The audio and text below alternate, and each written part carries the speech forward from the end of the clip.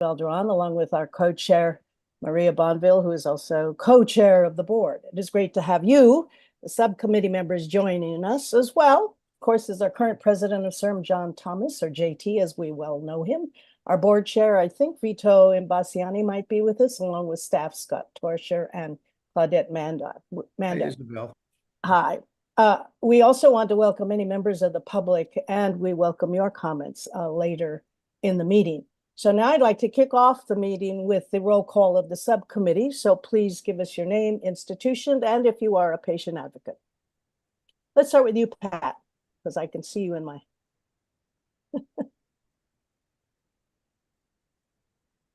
Oh, Pat? Oh, sorry.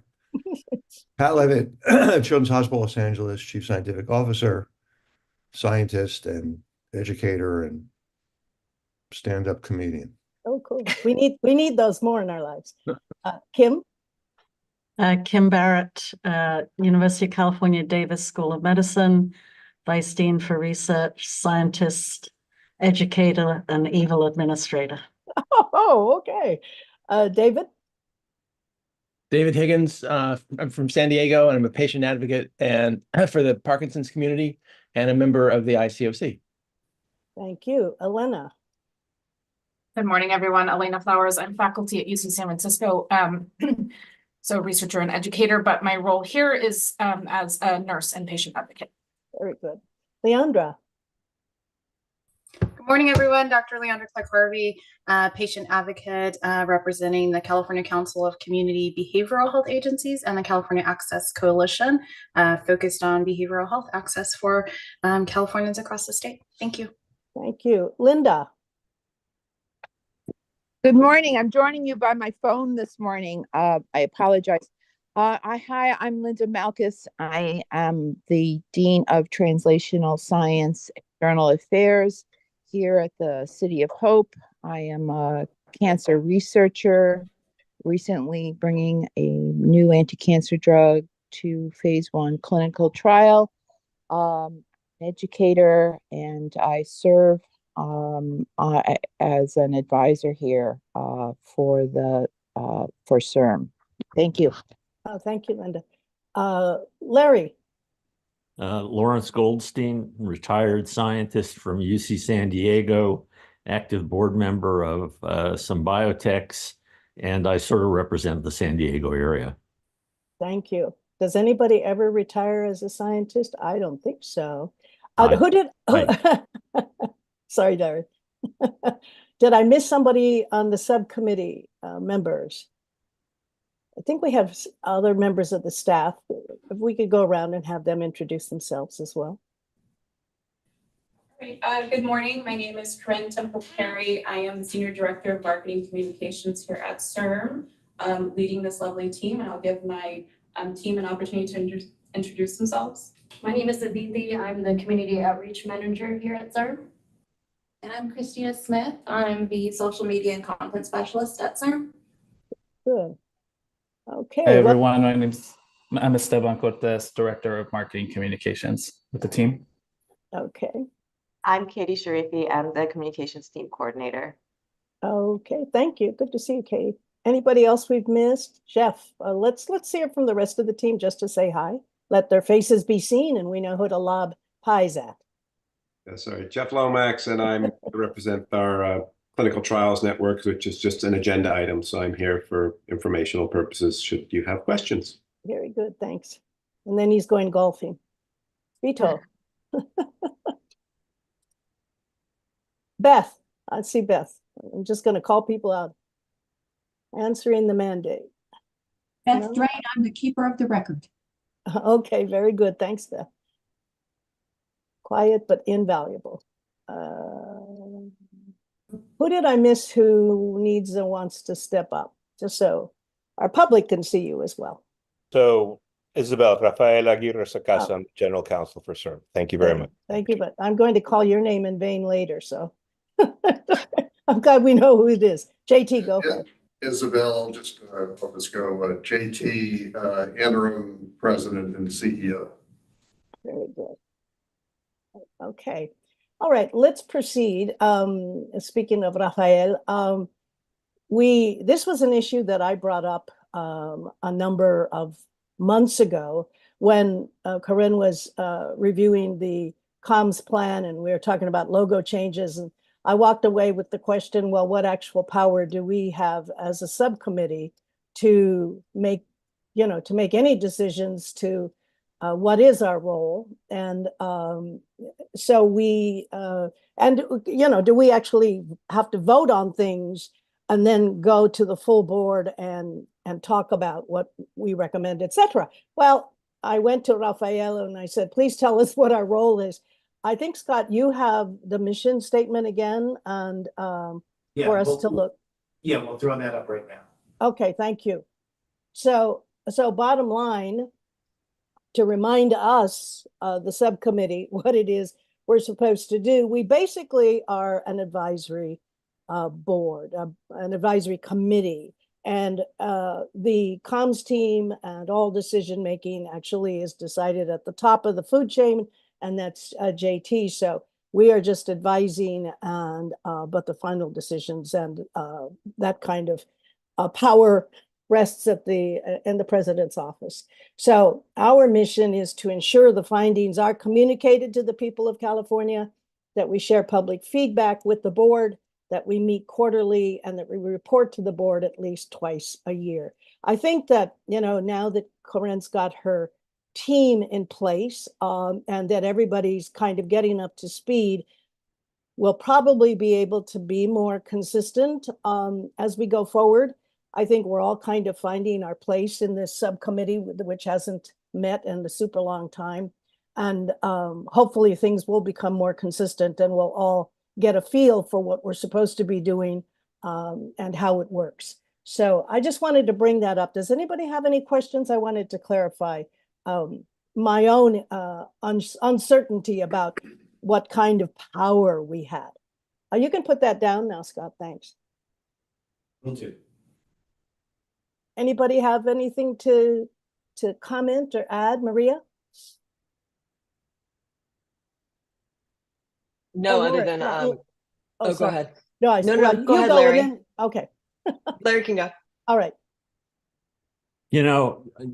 My reading of that mission statement and my own thinking about what we could do as a group that's unique and impactful is, I think we shouldn't be messing around with the mechanisms of communication. We should leave that to the CIRM staff. What we can do that would make a difference is to suggest, and in some cases write, useful stories that we learn from our institutions or from our service on the board or in subcommittees. That's a great idea. Everybody could be reporters out there sharing good news or important shifts in what research is seeing and knowing. And if you're representing as a patient advocate, some concerns of patients out where you advocate or I just think it is important for us to all be able to report back into Corinne and the team, so they have eyes and ears in different places. But I really like that, Larry. Now we have to light a fire under all our folks to please do that. Maybe we can write that. Excuse me, I've got a little bit of a virus and it keeps kicking in. Maybe we can write that up someplace, or we create some kind of memorandum. Let me not get fancy. Let's see how we can make it work for us with some memo going out to everybody with some of these action items. Maria, can you pick it up from there? Sure. What I was going to say is that that's incumbent also on our internal team to make sure that we have something to communicate. So I think something that would be important is deciding on a cadence of, is it a monthly sort of update? Here are all the things that have been going on. Here's some of the news. We would love for you to post on LinkedIn. We'd like for you to, if you're on X, do there, whatever your social media takes you. Could you please, share the following news? And it doesn't have to be everything. It could be a couple things that are important to us personally, so that there is a standard mechanism by which we are communicating and what we should communicate on, because I don't think it's obvious. Sometimes the touch points are a board meeting and it's not clear from that board meeting exactly, what to communicate. So I think it really is incumbent on our internal team to develop that and make sure we have those message points. Right. And also to be sure that we're saying it right. That we haven't gone off the reservation and we're talking our wannabes and as opposed to what is. So, Leandra. Thank you. I just want to concur with prior comments. As a member, most of us, I'm assuming, have day jobs or other things that are taking up our time as well as our service here. And I think that in terms of structuring the committee, for me, it makes a lot more sense to be utilizing this place as has been recommended for the postings like Maria just said, or like my prior colleague talked about, utilizing stories, pulling from our fields that we're connected to make sure that representation and that voice is present here on CIRM through our communications team. I am less interested in micromanaging kind of the details and all of that, especially if those things raise up to the board meeting. I don't think that that's an appropriate place to be kind of giving that very detailed feedback. So I think that this committee could be utilized in that way better. And I hope that would be helpful to the staff as well. So just want to support what my colleagues have said and very open to those potential changes in the way we do our business here. Great. JT, do you have any comment to add? No, I like Larry's suggestion. That's a whole new avenue of getting content to communicate. I think that you all are well placed to have ideas about things that would be very interesting to report on.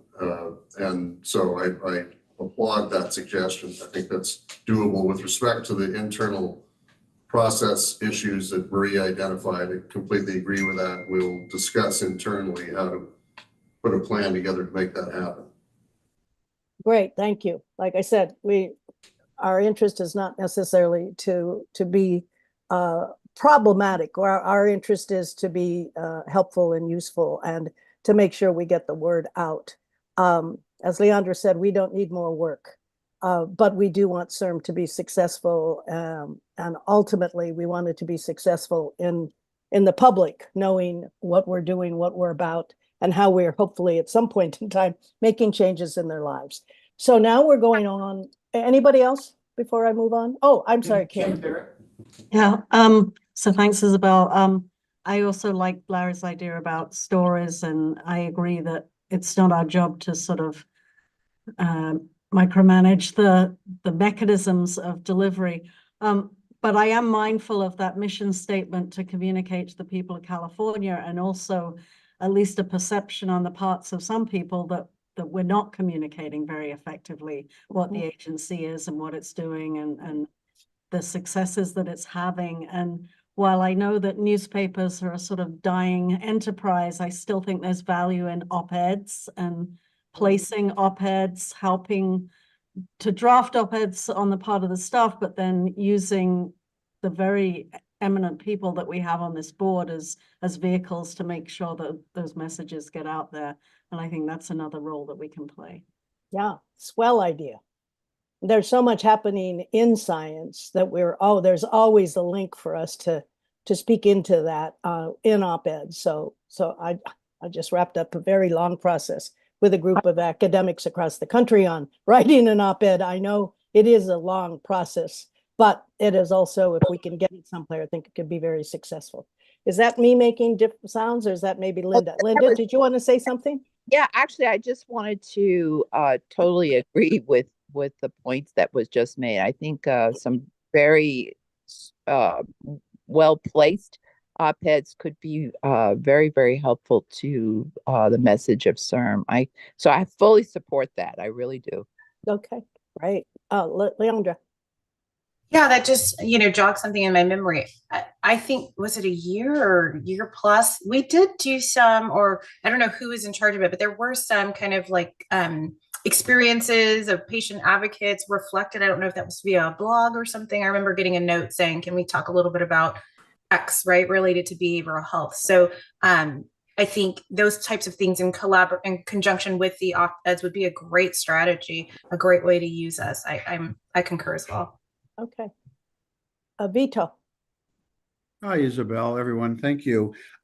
With respect to this, this communication tool of reaching out to the public through media like op-eds, I just remind board members, and this is something I'm working with Corinne in the comms team in-house, and I'm going to communicate this to the governance subcommittee. This is our 20th anniversary year.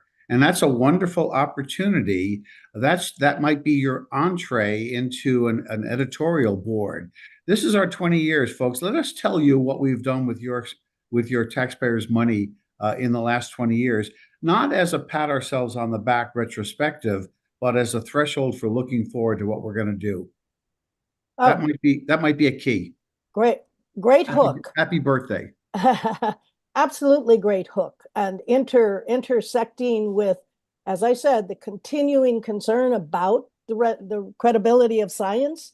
This is really a wonderful opportunity, both to to reach out at the state, but also at the national level, and the fact that stem cell and genetic work is just becoming very nationalized, if not internationalized, and so we're right there in the right moment, and I think that we can really have I'll ask JT to lead that writing. Sorry, JT, I'm kind of pulling your leg, but someone has to get the ball rolling, and you've got a lot of relationship with this organization. So it's an idea. Will do. Oh, cool. Okay, so now, thank you, everybody. That was great. Did I miss anybody? Okay, very cool. Okay, hopefully this makes the comms team feel a whole bunch better that they have some backup here. So I'm going to move this on. We're going to talk about the progress on the implementation of the 23-24 communications plan with the comms team update. Corinne Temple-Perry, please take it away. All right, thank you, Isabel. And I just want to say thank you for all of those wonderful ideas. They're well received. We welcome them as a communications team. You all bring a lot of expertise, and any connections that you have, we would definitely love to utilize those connections, as well as we welcome a lot of content. So we'll work internally to pull together a mechanism and a plan really to make sure that we are gathering that information. So next slide.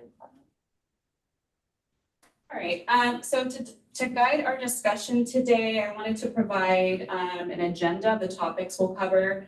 We already went through team introductions, and so for the next topic of discussion, this is going to be on our communications plan progress based on the communications plan that we presented at our last meeting. And then we really want to showcase our outreach campaign, the sickle cell outreach campaign that we just recently launched a few weeks ago. And we'd like to share all the amazing progress that we've made. And then we'd like to spend some time on the direction of CIRM's logo. We've developed a few new options based on the feedback that we received at the last board meeting. And so we would love to consider those and discuss those. You met our communications team. Here are our beautiful Photoshop faces here. So we can continue on. All right. So at our last board meeting, we presented our new communications plan. And as a reminder for folks, it's really our blueprint for guiding our work and sets forth a lot of our key strategies. So again, our plan was really to achieve 3 primary objectives. So that is robust integrated communication support for our current CIRM programs and initiatives. We also want to showcase and position CIRM as a trusted authority. And third, we are really focused on forging collaborative partnerships for amplified impact. So that means we really want to strengthen our alliances, to broaden our reach, and to enhance the resonance of our messages. And, essentially our communications plan is really focused on integrated, proactive approaches, really making sure that we're planning our creative in a meaningful way so that we're better able to reach our stakeholders in various audiences. All right, so this was a slide that we presented at the last board meeting, and this is just sort of a high-level overview of our communication strategy. And we broke it up into 3 key phases in mind. So as a reminder, the first phase was really focused on setting the foundation, which was really all about improving our channels and brand. So we spent the last couple of months optimizing, cleaning up our channels. We streamlined a lot of our internal workflow, making sure that was represented on Monday.com, which is our project management system. We created a communications dashboard. We developed and refined a lot of our messaging, which we shared in the communications plan. We've also worked to develop brand and editorial style guidelines. And these are just guidelines for how to write and use our brand consistently. And we will discuss that in the next couple of slides. We went through an email cleanup. We had a lot of just outdated information and data. And really, if we're not able to reach folks in a meaningful way, then that's going to present challenges. And so we went through, we cleaned up, segmented a lot of our email lists.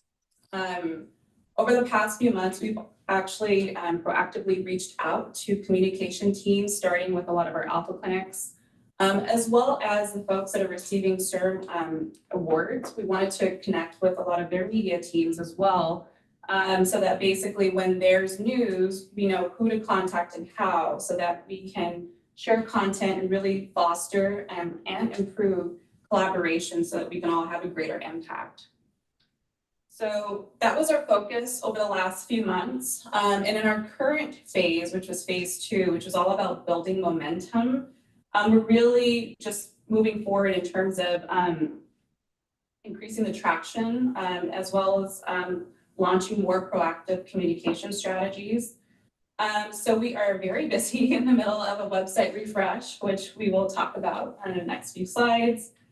We've started to develop a lot of the core educational materials to support our educational campaigns.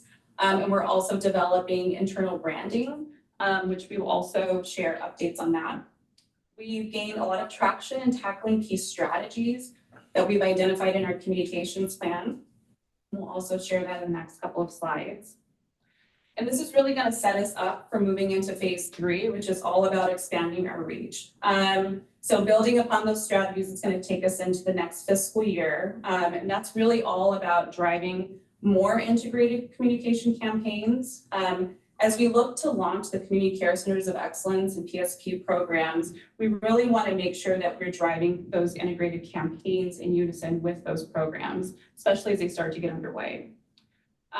We plan to launch our website very shortly in the next couple of months.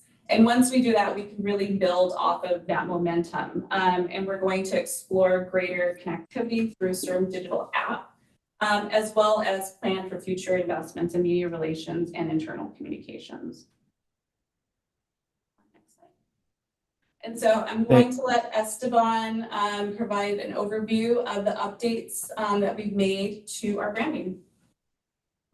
Yeah, thank you, Corinne. So yeah, as Corinne mentioned, there's been a lot of work, but a couple of things that we really wanted to highlight were this launching of brand guidelines and also an editorial style guide. So these are things that, we are putting the finishing touches on some of those, but this is really exciting and also just really important because we, including the board, staff, and some of our stakeholders, we want to be aligned on how we talk about CIRM. What is it that we want people to think about? How do we want people to, think about CIRM? How is CIRM perceived to the public? So that's what these brand guidelines do.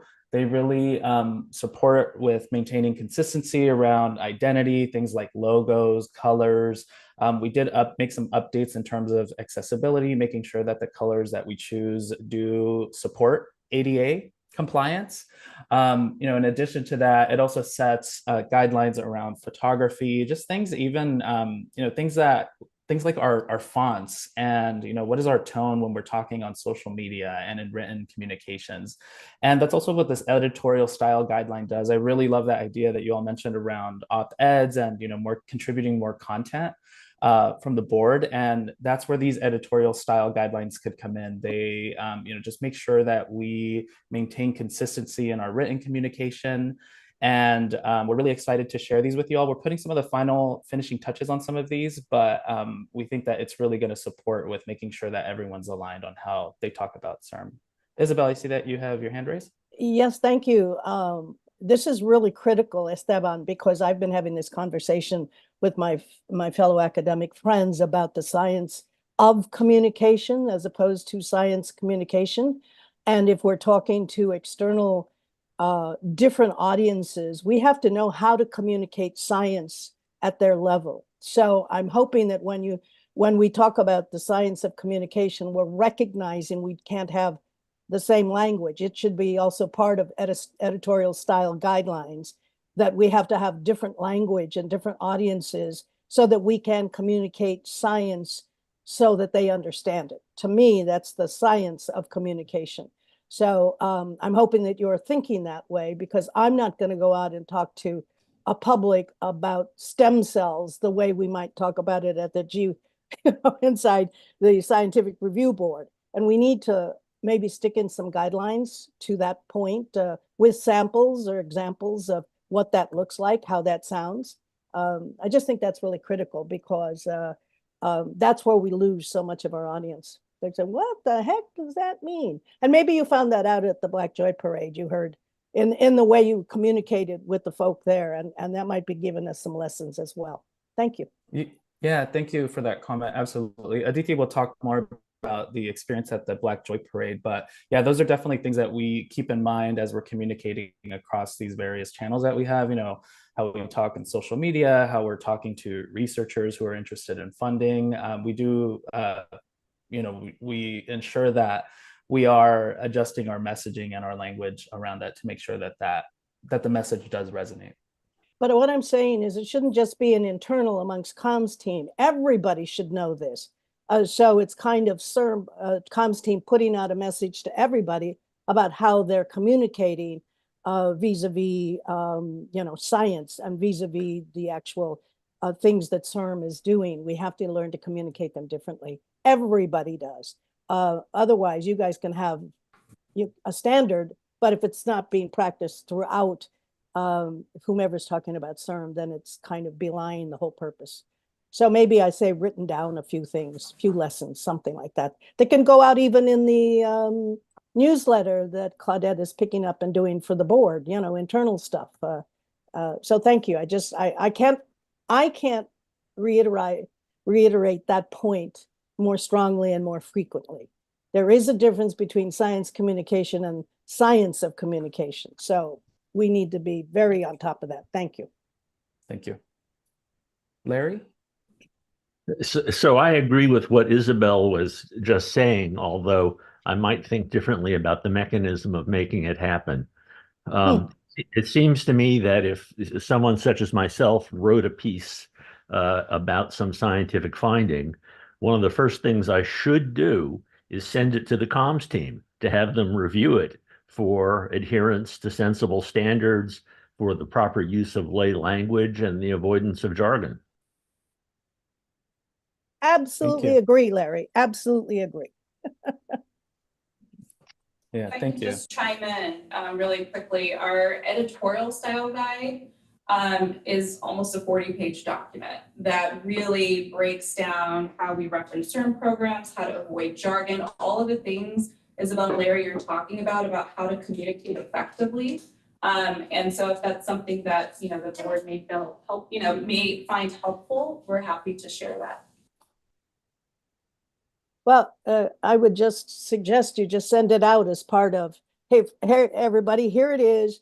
We recommend you take a gander at it if you want to represent, you know, at a speech or presentation or anything, writing an op-ed. Here are some guidelines, as opposed to waiting for people to come to you. Just put it out there.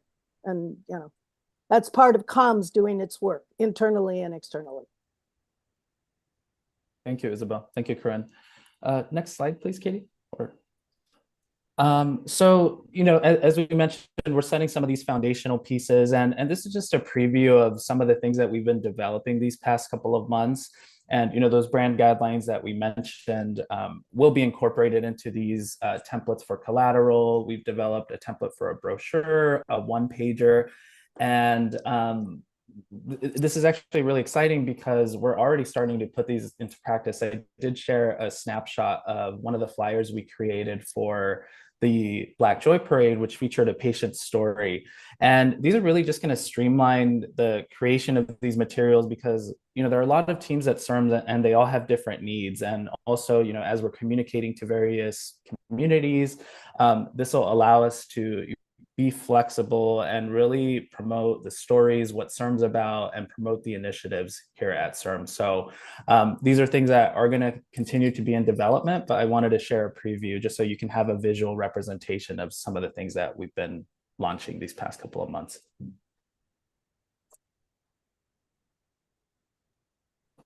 Thank you, Esteban. Go ahead, Katie.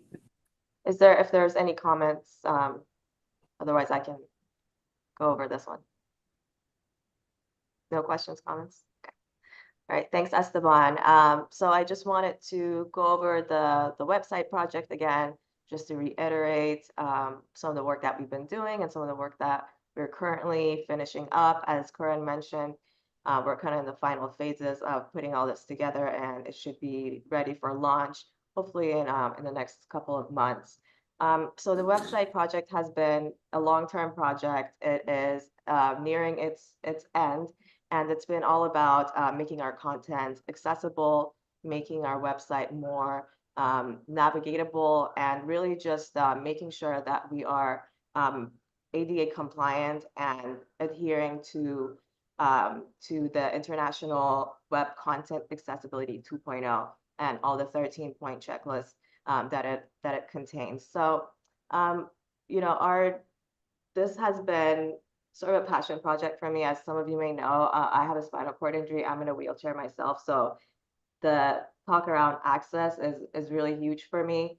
But talking about removing barriers to access and allowing everyone to have a chance to be able to access our website is very important, and that's because for the average person and even some of us that work at CIRM, navigating the website can be a bit difficult, not because it's poorly made, but really because there's so much great information. There's so much information that you can go and find on our website. But unfortunately, because there's so much of it, it's very hard to navigate and find that information. And that's unfortunate because if that's hard for the average person, you have to really imagine someone who's using a screen reader, it's even more difficult. And so, thinking about making the website with accessibility in mind, it really allows all users to have equal access to the information and the functionality of the website. So our plan hasn't really been to redo everything. It's just to give the website that we currently have a nice refreshed look and feel. And we've actually kind of been working on some of those pages, like what you see on the PowerPoint is an example of one of those samples that we've been looking at with our web developers, trying to really make our pages more dynamic, easy to access, easy to navigate through, cleaning up the content that may be a little bit repetitive. There's some duplicate pages, so we're getting rid of those. We're adding content where we feel that content is needed. Isabel, as you were just saying, the way that information, the way this content is written, that's also very important. So we're actually rewriting some of the content to make sure the language is understandable for everyone. And like I said, along the way, just sort of giving the website a nicer look and feel to make it look more engaging. We've, like Esteban said, added some additional colors to our brand guidelines. So we're really hoping that this new website is going to be not only compliant to ADA accessibility laws, but also just having a more refreshed and renewed look for everyone. Maria, did you have a question? I just wanted to say that thank you. And I know this has been such a long process for you, Katie, and I so appreciate all the work that you've done to bring us up to date, following guidelines and standards that are so important to our organization. So thank you, thank you, thank you. And also, just to mention, we are in the process of training a small cohort of staff to just create accessible content from the get-go, which is very, very important. It's a very important initiative for me to make sure that from here on out, we do make that effort and that we don't have to go back and remediate files like we've been doing. So yeah, looking forward to showing you guys the refreshed website very soon. So does very soon actually, Katie, have a drop deadline or something? Like in a month or, something? What do you think? The next 2 to 3 months, right? Yeah, Isabel, we're hoping to launch the next few months. We do need for the new content that we're developing internal consensus. We're writing and developing and creating new features as part of the website. And so once we have buy-in and approval from our internal teams, that's when we'll be able to launch the website. Okay, that's great. But the goal is the next couple of months because we have everything else that's waiting on the website. So we can do more with communication. Yeah. No, it's excellent. Thank you, Katie. Really wonderful. I like the way this looks. It's making me say, I got to go back and work on my website. So thank you very much. Great work, team, Katie, and make sure to reach out to us for maybe some help with some of those backstories if something, strikes a chord. Anybody else? I think David has a question. Thank you. Yes. A quick question for ideas of what you've been working on to get the message out there. I sort of think of myself here in San Diego as being in the hinterlands. We're the last outpost before you hit wilderness. And I'm wondering if you've thought about the idea of having a strike team, I guess, of staff members and board members or one or the other, who can respond to a request in someplace far away like San Diego, and they can show up at the company or the academic institution or whatever and give a presentation on who CIRM is. I mean, this could be the prelude to applying for a grant from CIRM or just a better understanding of what your taxpayers' dollars are doing. But have you given the idea or any thought to the idea of having a strike team that would be ready to do this on short notice? So you don't have to create a presentation, you just pull it out. Yeah, so to answer that question, we have worked with Jacqueline Hannigan, who is an outreach consultant with CIRM. She's been engaged with CIRM since basically our campaign days. So she brings a lot of historical information. She's based in Southern California.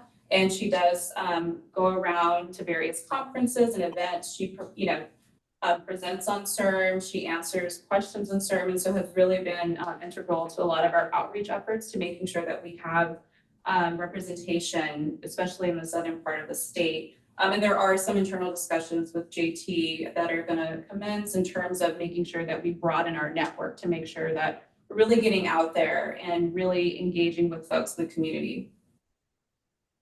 Thank you. I love that idea, David, of a strike team. In other words, being nimble and quick, right? Something's turned and you can get it out there in the next several days if need be. So we have to rebrand that, but but talking about the hinterlands, it reminded me suddenly, I said, okay, so where's the Spanish site? And so I thought, oh, given AI, should I say the word? It scares me sometimes. But also given ChatGPT, given some really excellent translation widgets coming on board, have you guys considered if you'll take it to that next step and add a Spanish page and eventually develop out a couple of other? I can answer your question, Isabel. Actually, okay. I should have mentioned this when I was mentioning accessibility, because our new web developers, they are looking to have some kind of widget just built into the website where you can change the language, you can change the font. There's some really incredible products out there now. So that's definitely something that we're looking at. Yeah, so excellent. Look for that Spanish translated page. Excellent, great. Which kind of reminds me, do we need anybody, JT, anybody, do we need some kind of a statement up here?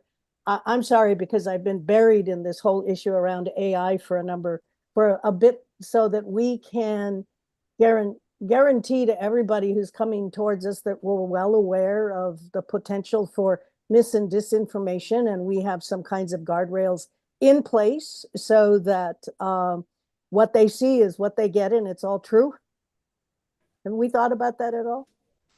It's a great question, Isabel. We'll confer with the team on that and inform the subcommittee on where we're headed. But I think that's an excellent point. You can't be too careful these days. Exactly. Okay. I'm sorry. Continue. This is great. Is that, are you gonna, next? Okay, very good. Thank you. And Katie, do you want to just give a quick overview of the development process? How do you say that again? Would you like to give a quick overview of the web development process, stage 1, 2, and where we're at currently? Yeah, we've been working with, like I said, our website developers and just kind of going through it page by page, trying to see what we can eliminate and where we can add better information, easier to navigate information, easier to understand information. And so, yeah, right now we are in the process of changing that interface. Like I said in that previous slide, you had a sample of what we're hoping the interface of the website will look like. You know, big pictures, you can click, it won't be going through too many links to take you to, you know, 5 other pages. So after that, yeah, the website launch, and of course, like I said, the training that we're going to have required for the cohort of staff who are mainly responsible for creating content. And then, yeah, so some of the final testing, and of course, we can't wait to launch it and show you what that looks like eventually.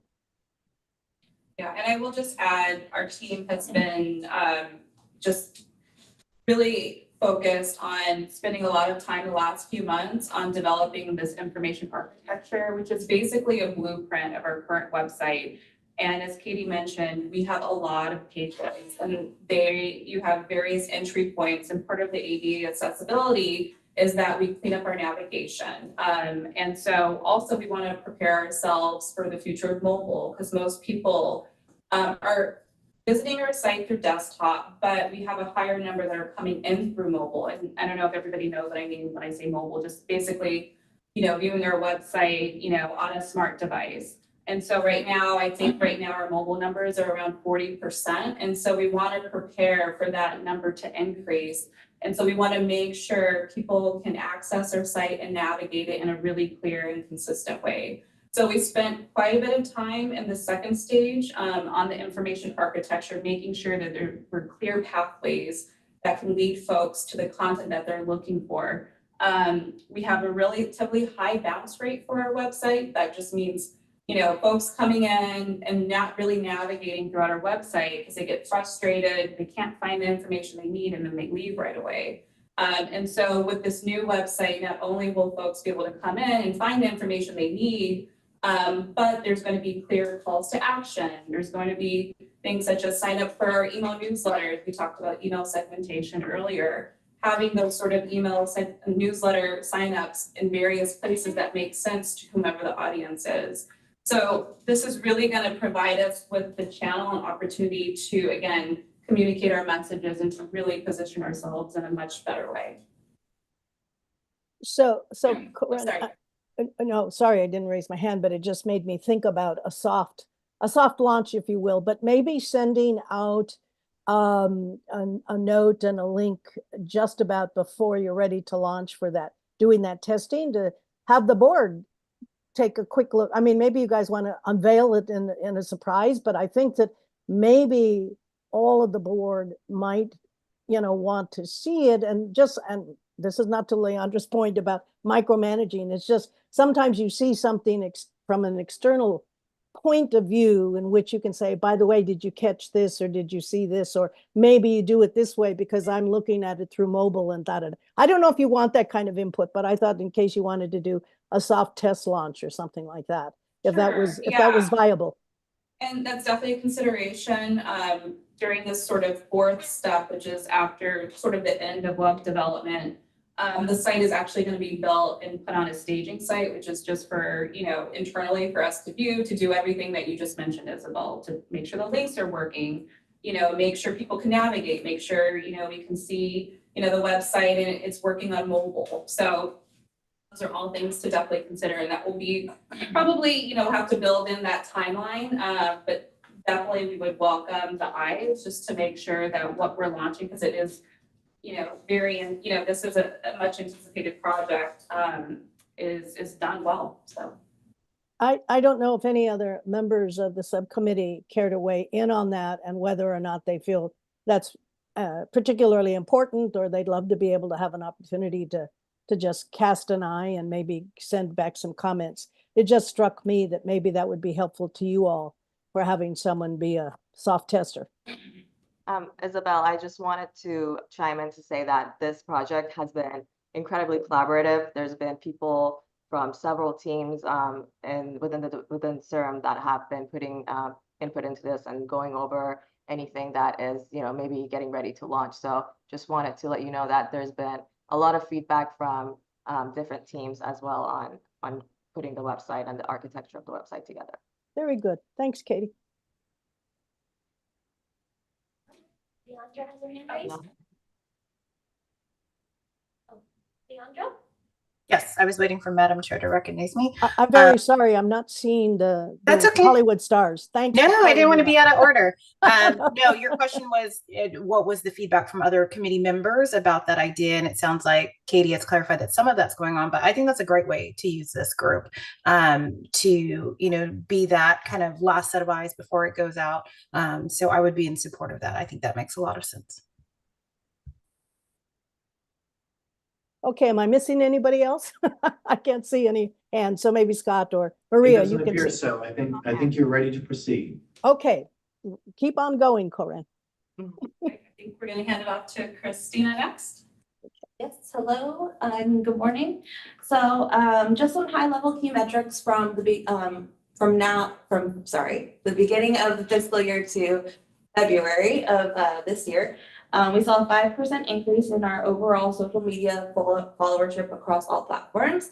We're also seeing consistently our content performing above average with the engagement and reach rates across all platforms, most notably though with Facebook, Instagram, and LinkedIn, compared to government industry average. So the industry average listed there is government industry average. Any questions? Next slide. And the reason why we're seeing that is because, here's some examples of the different types of content we're putting out there, testing, implementing in our social media strategy to capture and amplify our reach to a broader audience. Some of that content is staff-focused content to showcase our organization's culture and to tell our story, the CIRM story, content that shows CIRM employees engaging with the community. So, in the bottom left, you see a couple of staff at an event. We're also leveraging our relationships with CIRM-funded institutions by resharing articles and press releases and making sure that we tag each other. So that way we're leveraging each other's audiences to amplify messaging and news. And then we're also using the use of Instagram stories and reels, videos to diversify our content to improve our storytelling. So, that eye on the right side, that's actually a video. It zooms in to the eye and you're seeing neurons and it makes it more engaging and just overall more exciting. Next slide. And then something that we worked on was a World AIDS Day and HIV Awareness Month. It was a campaign, it was a multi-channel campaign that first started at the HIV Plus Aging Research Project and RID HIV World AIDS Day event in Palm Springs, where around 160 people attended from patient advocacy groups, CBOs, and awardees. We then launched, after that event, we launched a digital campaign involving email, social media, blog, sharing information about HIV and AIDS, and CIRM-funded stem cell and gene therapy treatments for HIV and AIDS, ranging from different things that we're funding, like discovery research to clinical trials. Any questions? All right. So in addition to all these wonderful things that our team shared, we have also been advancing our media relations efforts. Recently, we had a prominent feature in Wired, which reaches about 20 million visitors per month. Not only were we mentioned in the article, but we had a quote from our senior leadership team member here from CIRM featured. We also had a nice feature in Precision Medicine Online, as well as, we were highlighted through a quote in the article. And a lot of these media opportunities presented themselves through that communication network that we talked about, how we've been reaching out and making sure that we understand who the communication folks are at various organizations, how to work with them. And so through that relationship building, once these opportunities presented themselves, we really jumped on it to make sure that we were represented in this media effort. This is really going to help to boost a lot of our efforts moving forward. I love the idea, Isabel and Larry, that you shared on op-eds. We've actually been discussing this and exploring this at our sickle cell disease campaign, which we'll talk about a little bit. And so I wanted just to provide high-level overview in terms of sort of the next steps when it comes to our media relations efforts. So obviously the website is a big project. And once we get through a lot of the branding updates, I just want to emphasize how much of a better position CIRM will be to really take on more proactive media strategies, to be able to tell our stories, to showcase our stories. This is part of what I call owned media. The more that we're able to highlight our own work, the more that people are going to be interested in what we're doing. And so we're already setting that stage, which is extremely important. And I want to just emphasize moving forward, especially in the upcoming fiscal year, we're really trying to build on a lot of those efforts. So we are planning to launch an online newsroom with our new website. We are planning to make investments in PR Newswire, which is sort of just a distribution service, which we currently don't have. This is really, really important because a lot of publications do pick up press releases in that way. We're going to continue to work with our network because that relationship building is really, really crucial, but it yields a lot of good results and it helps to boost our media relations efforts. And in the upcoming fiscal year, we're looking to invest in public relations support. So the one other thing I really want to highlight that our team has been working on is a draft social media PR toolkit. This was a key strategy that we highlighted in our communications plan. And really, it's a way for grantees to acknowledge CIRM and their media channels. So having a kit that outlines, what the expectations are, how you contact our communications team, what language do you need to have in there? What are our logos and where can you access them? What are our hashtags and our social media handles? Making sure that we have developed a process and established and communicated those expectations is really going to be crucial. Once we firm that up, we're going to work with a lot of our science officers and internal teams to distribute that to make sure that there is that understanding. So obviously, we're going to continue to do the relationship building, but by cleaning up our processes and making sure that we set clear expectations in terms of giving credit to CIRM in the way that we really deserve, I think is really going to be crucial. I just pick up on that. So this has been a frustrating theme for years.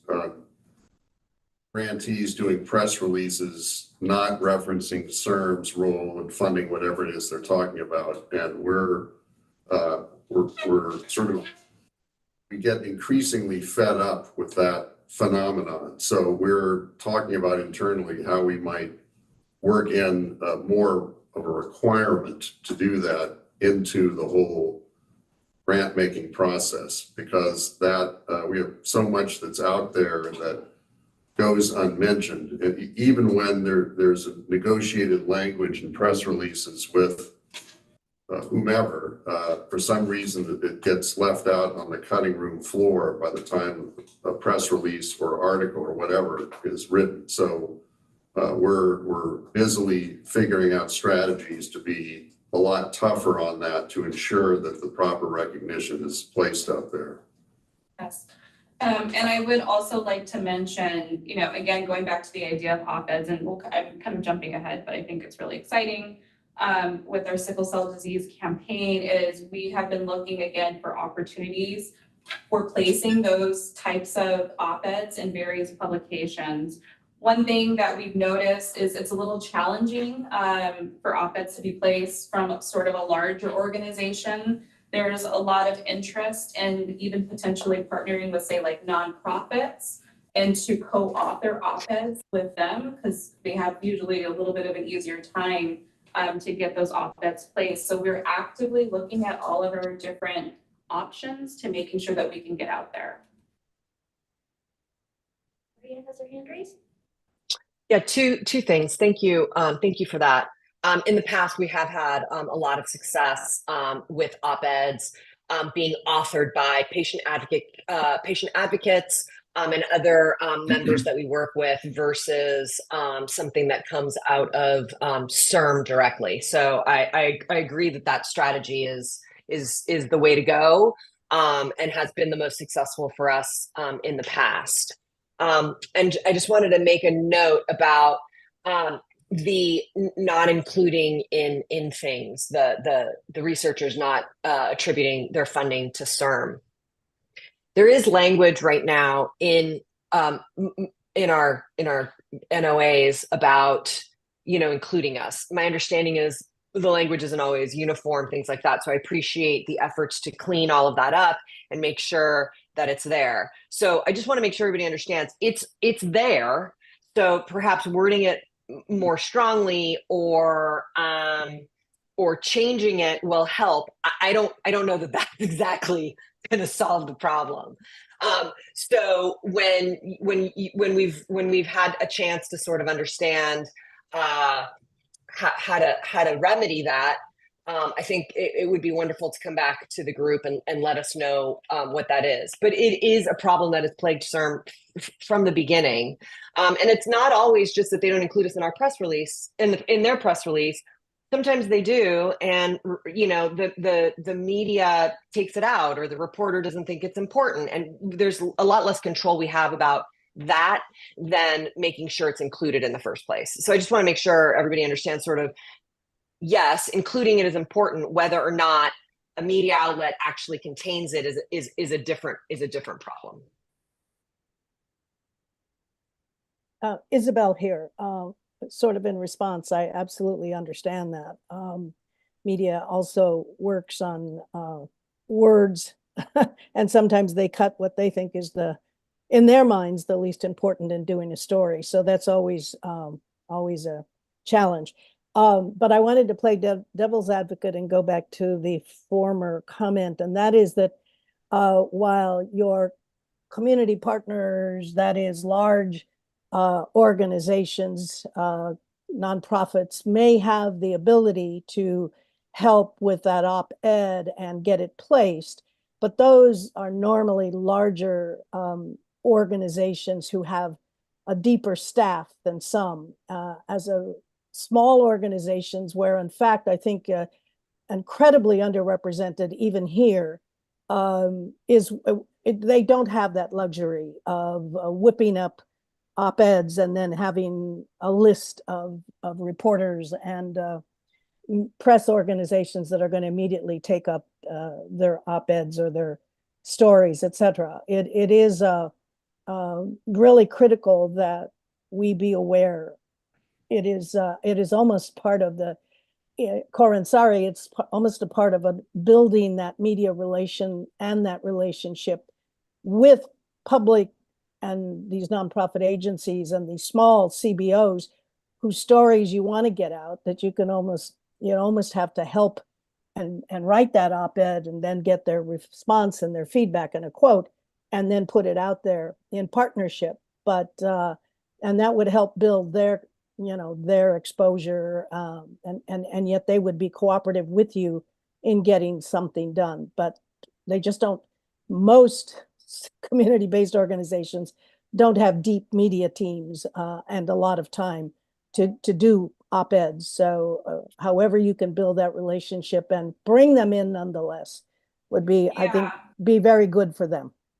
And I completely agree, Isabel. And the conversation for us, we obviously want to present a much more robust media relations strategy, but to give you a preview of what we're thinking, not only with the op-eds and working with our partners, but we're really going to take more of an approach at looking at obviously what we're doing now, which is really emphasizing our own media, right, across our own channels, but then also looking at earned media.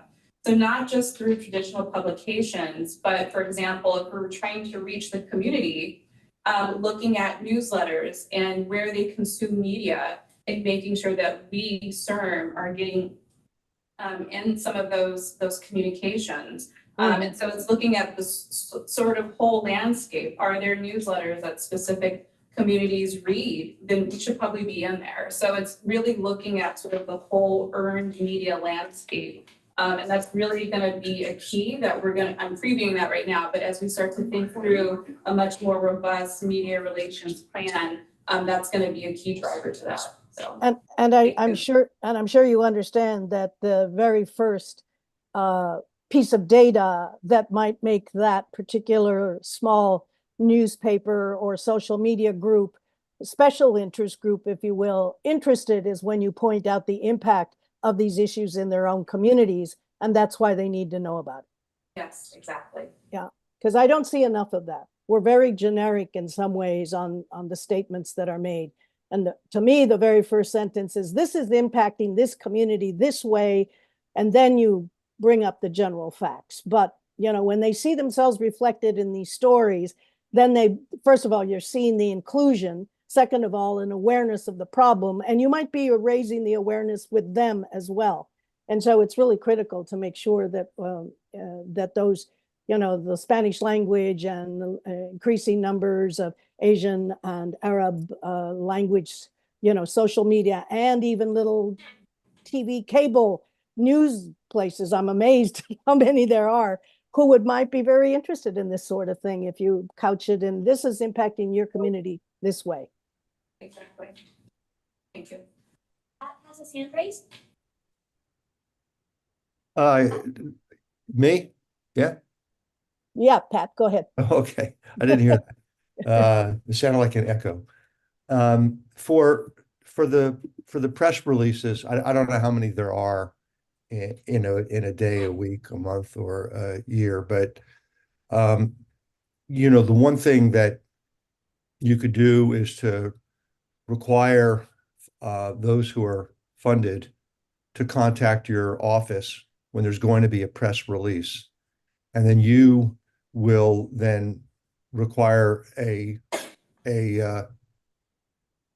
draft to make sure that it's in there. The challenge that I think Maria mentioned is that, you know, it's happened to me a lot. I mention in good faith that I'm funded by X or Y, and then the reporter or whoever it is cuts it out because the California Institute for Regenerative Medicine is 5 words. It's 5 words. Yeah, it's a lot and they have 120. Yeah. And so so that's a challenge, but you could make it a requirement that the investigator, like here where I am, and at a lot of institutions, I'm required to tell our marketing communications group that I was contacted by a reporter, there's going to be a story.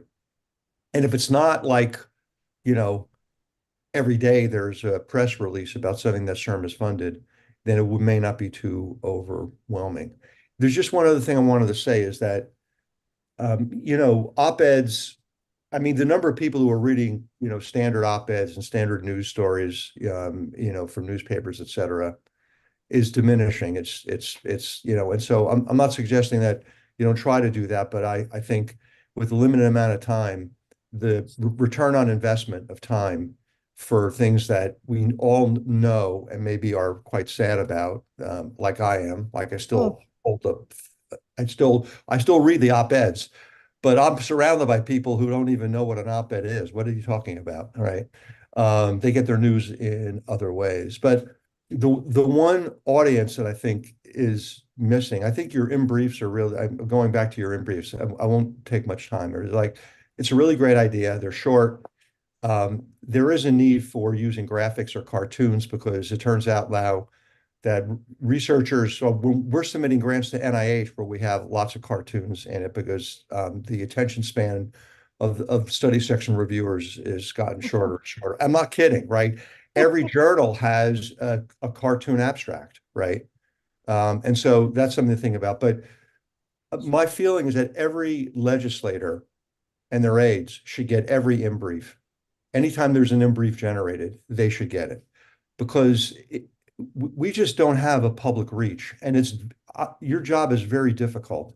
It's hard to reach the public and there's some tweaking and stuff you can do. But if we don't get it to those people who then go out in the community and talk about how they supported, this agency that's making a huge difference in terms of the people in California, they are our messengers. There's only so many of us who can go out and give a public talk. But if we don't impress legislators, in my opinion, it's an untapped source for getting the word out. And the in-briefs are perfect for them because they too have a short attention span. So that's just one suggestion in terms of thinking about how to get this out and how to make the multiple connections that you're making. That's it. And to that point, Pat, if a legislator has a few talking points, when he reminds folks, hey, you guys, you the public, the taxpayer, made this, possible, and here's what's happening with that money, and I supported it, right? So it has a circular effect, and it really reminds the public, we know you paid for it. Thank you. Look at here's what's happening, and I was glad to support it. They reach many more people than we're ever going. If you have every legislator, they're basically distributed across the state of California, and they hold town halls. They do all sorts of things, and they also have their own little newsletters. Right, and something positive that's going to affect somebody in their community. Every community has individuals who have a disease that CIRM is trying to tackle. Every community, every legislative domain. So I agree with you, and it's not any more work except for figuring out who to send it to. And usually, in like the stuff that I've done policy-wise, I try to find out who the legislative aides are because they'll actually read it. But even if it's a page, the legislator themselves may read it. Isabel? Yeah. Can I interject at this point? Sure. So I really apologize for not having sent what I'm about to talk about to you, Isabel, and to Pat and others on this phone call. I've worked with JT just in the last 24 hours. Yesterday on a template of a letter that I and Marie Bonneville are going to sign and send to every assembly member and senator in whose district some scientist has won a grant.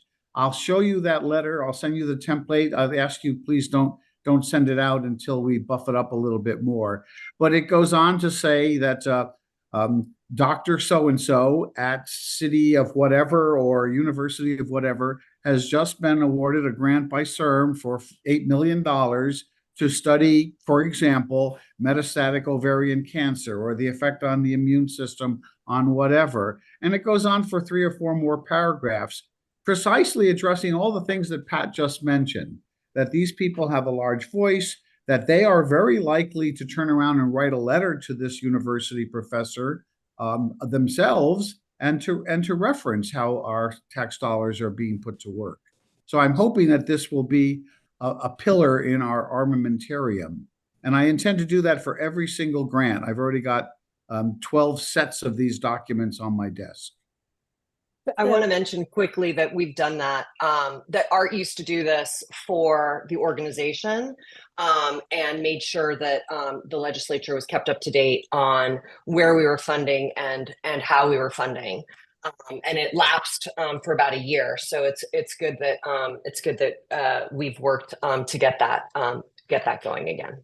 So, and that's excellent, and I appreciate that. And I'm hoping, Corinne, we're not eating into your time, and maybe Scott can, or you can give us a time about what you have left. But to your point, Vito, I think what I would lead that with is, dear Senator, do you know that 300 women in your district may be facing an ovarian cancer diagnosis this year?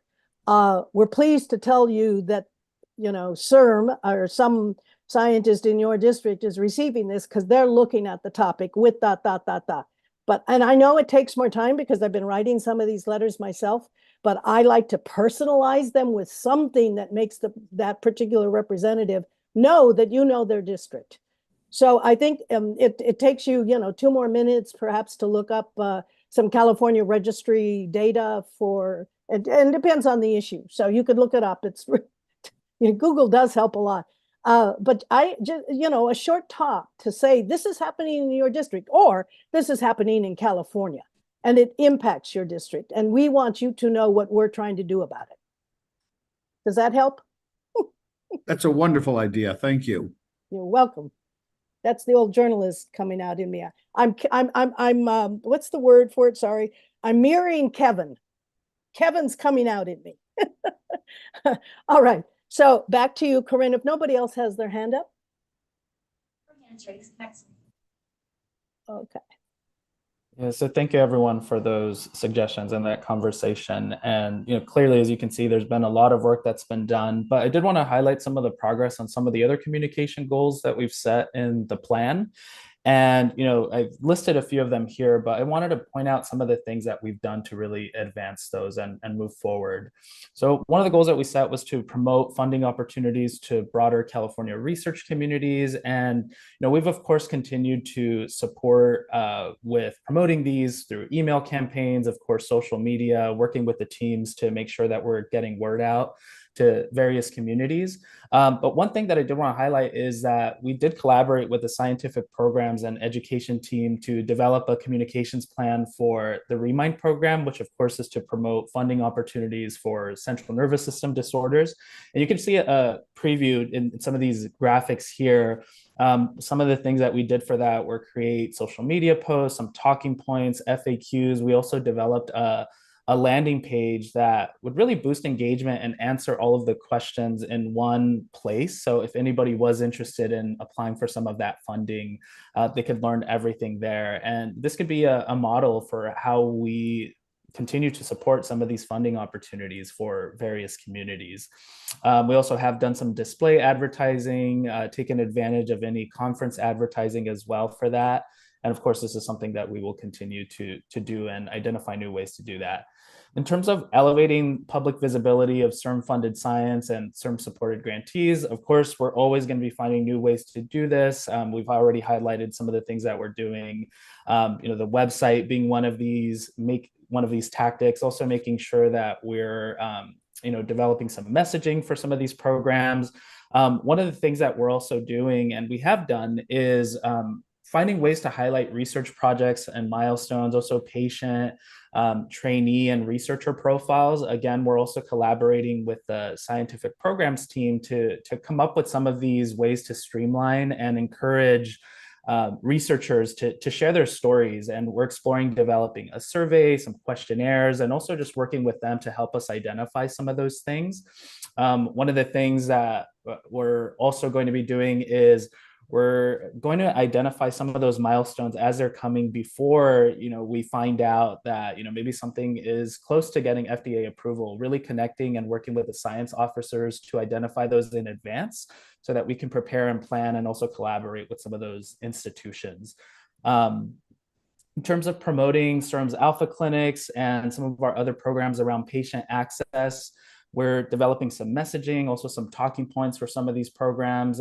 As an example, we are developing messaging at the moment for the alpha clinics because the alpha clinics, in a way connects to the community care centers, may also connect with the patient support program, but really just making sure that we're developing strong messaging so that we, and also alpha clinics teams and personnel, so that they can also talk about the alpha clinics in a way that resonates with communities. And Katie, I see that you have your hand raised. Did you have a specific? Oh, no, I just question? wanted to chime in to say that this page, which is already in existence, sort of reflects the kind of look and feel we're going for with the website refresh. If anyone would like to go and take a look, I'm going to just drop the link into the chat so that you can take a look, especially Isabel, if you would like to see what we're hoping our website will look like. Thanks, Isabel. Yeah, absolutely. Thank you for pointing that out, Katie. And really, in terms of increasing awareness of opportunities in CIRM's educational and training programs, We, of course, want to make sure that we're reaching individuals from diverse backgrounds so that they can know what are those opportunities that are available. We're really excited to support, again, working with the scientific programs and education team in launching a campaign to promote some videos that we're working on. And these are videos that actually, you know, Isabel, you participated in that. We also had some scientists and trainees from our programs really sharing their stories and the importance of DEI in our programs and why it's important that, you know, we get people from diverse backgrounds into certain programs. And we've developed some messaging, some ways that we can really ensure that communities see these videos and that you know, it is reaching the intended audience. So that's something that we'll be launching, you know, in the coming weeks, but we're really excited to do that. And I just wanted to again, provide some very high level progress and just share what we're doing to continue to move some of those goals forward.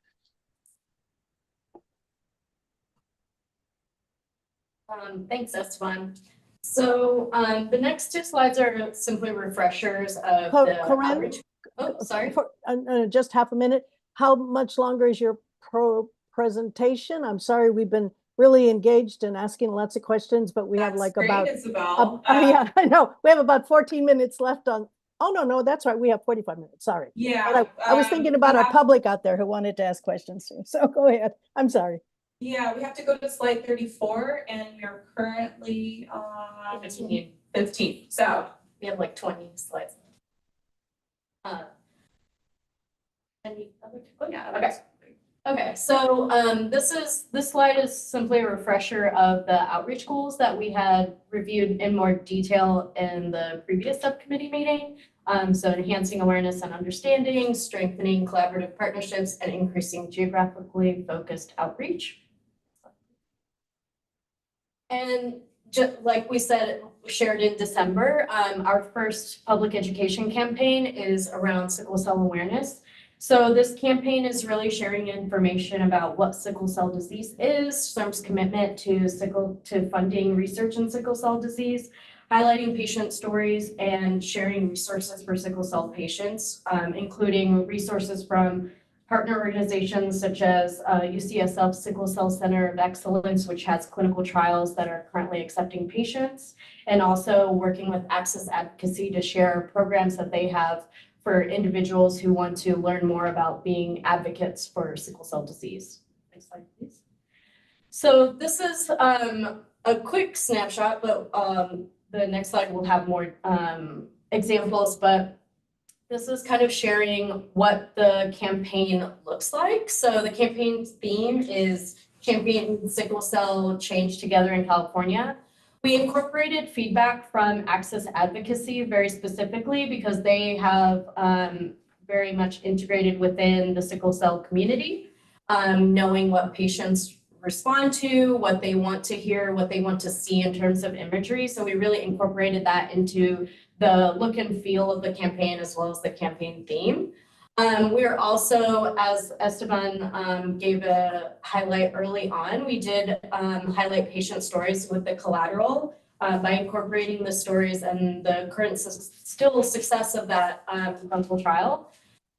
We also highlighted partnerships with CBOs and local organizations such as Access Advocacy, UCSF Sickle Cell Center of Excellence, Sickle Cell 101, which is very prominent on social media for promoting sickle cell, and then the UCSF All of Us program, which is not necessarily directly related to sickle cell, but they do, their goal is to broaden diversity in research data. And so by partnering with them, we're kind of sharing benefits, right?